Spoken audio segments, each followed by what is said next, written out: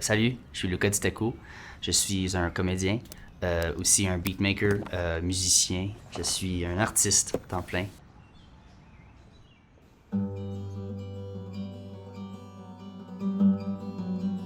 Si je verrais le même Luca à l'âge de 9 ans qui se fait diagnostiquer à un cancer, j'aurais jamais pensé que le même Luca serait ici aujourd'hui, qui est en train de vivre sa vie de sa passion.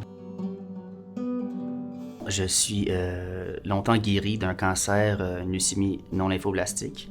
J'étais atteint de ce cancer-là à l'âge de 9 ans. 13 février 2004, on était venu à l'hôpital Sainte-Justine et Michel David nous a dit que tu as une leucémie. Et j'étais dans une chaise roulante et je me rappelle, ma réaction c'était ça veut-tu dire que je dors à l'hôpital ce soir? Et elle a dit ouais, je pense que tu vas être à l'hôpital pendant au moins 4 semaines. J'étais comme ah, wow, ok. Mais le vrai choc pour moi, le vrai choc du diagnostic, c'est quelques jours après. Là, ils ont dit, bon, on a fait des tests plus poussés, puis voici la leucémie qu'il y a. Je dis, oui, mais la leucémie, ça se guérit bien, là, hein? Ben, pas celle-là. Je dis, comment ça, pas celle-là? Puis cette leucémie-là, ben, c'est 25-30% de chance de survivre 5 ans. Mon impression, c'est vraiment que je suis battue, puis que ma vie telle que je la connaissais là, est éclatée comme un pare-brise dans un accident. Là. Toute ma vie, là, ça y est, c'est foutu, là, c'est foutu, là, c'est foutu.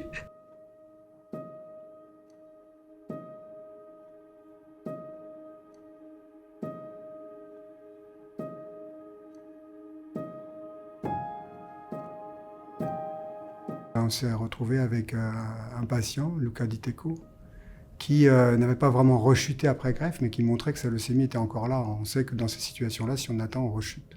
En fait, c'est parti d'une patiente plus exactement, une petite fille qui avait 1 an, qui s'appelait Cécile, et qui avait rechuté après une greffe de moelle de sa leucémie, et pour laquelle on avait essayé à l'époque de prendre des cellules tueuses naturelles, là, de les expandre avec ce qu'on appelle des cytokines, puis les transfuser aux patients. Puis j'avais été sidéré par la façon dont les cellules apparemment très actives étaient très bien tolérées par Cécile.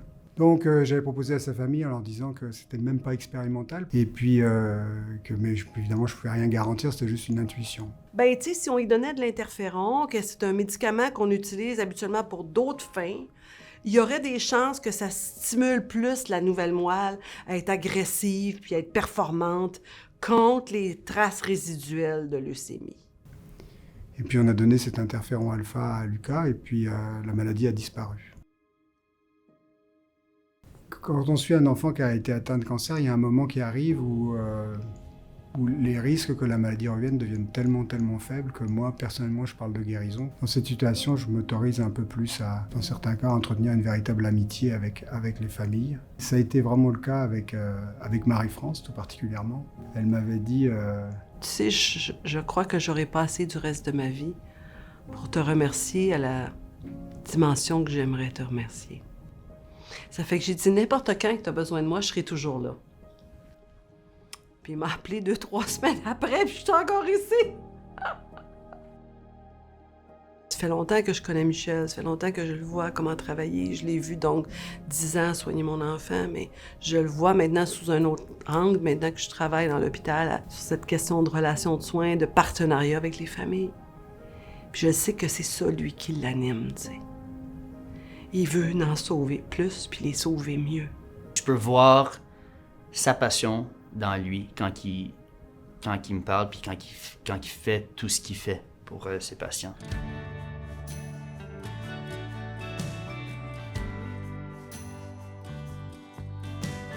La recherche, comme tout, comme la médecine, comme tout, ça se fait en équipe. Il y a 2 personnes qui ont été des piliers du laboratoire, plus que moi. Le premier, c'est Paolo Cordero, qui était technicien dans le laboratoire avant que j'arrive. C'est lui qui fait tourner le labo, et puis sans lui, rien ne se ferait. Et puis l'autre personne, c'est Sabine Herblot, qui a été absolument essentielle parce qu'elle essaie de se laisser impressionner par la complexité, puis essayer de la comprendre, la complexité, plutôt que d'imposer une structure simple aux choses. Savoir que Charles Bruno était derrière nous, ça, en tout cas pour moi, ça a fait la différence. Être soutenu par la Fondation Charles Bruno, ça aide financièrement, ça c'est sûr, mais j'allais dire que la plus grosse aide, c'est l'impression qu'on est très soutenu, très porté par des dizaines, pour pas dire des centaines de milliers de Québécois. C'est la Fondation Charles Bruno, c'est la clé de la survie. C'est la clé de la porte de la survie. Elle va pas s'ouvrir toute seule, la porte, pour les autres familles qui vivent ça. Elle va pas s'ouvrir toute seule, la porte. J'ai toujours su, genre, ce monde-là, il fait vraiment leur vie pour sauver du monde comme moi. C'est sûr que sans eux, je serais pas ici, tu sais. L'impact de ma mère, c'est dur à résumer dans quelques mots parce que sa passion, c'était de me guérir. Et après, une fois, en réussissant ça, elle voulait guérir pas mal le restant des enfants, tu sais. Parce que mon rôle, d'abord et avant tout, je l'ai construit à partir de l'exemple de mon fils. Il est tellement patient, il est tellement résilient. Fait que tu te dis, ben je peux pas être momoune, tu sais. Faut que je me retrousse les manches. Je peux pas être à la hauteur de mon enfant.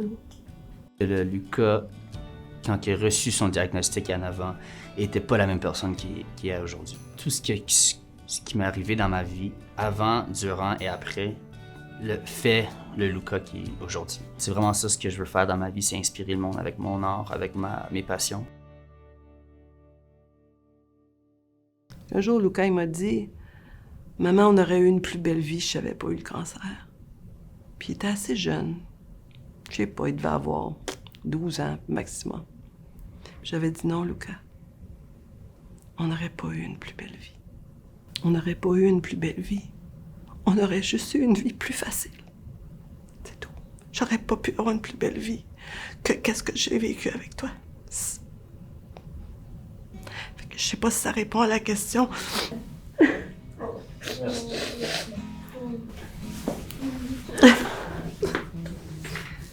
I love you.